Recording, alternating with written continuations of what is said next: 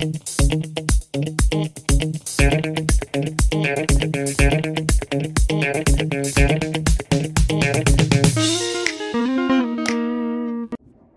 there, it's me again. So you all probably recognize the plant that's behind me, right? So the question today is, what will happen if I touch it? Although that one is too easy, right? So let's look at another question that might be a little bit more interesting.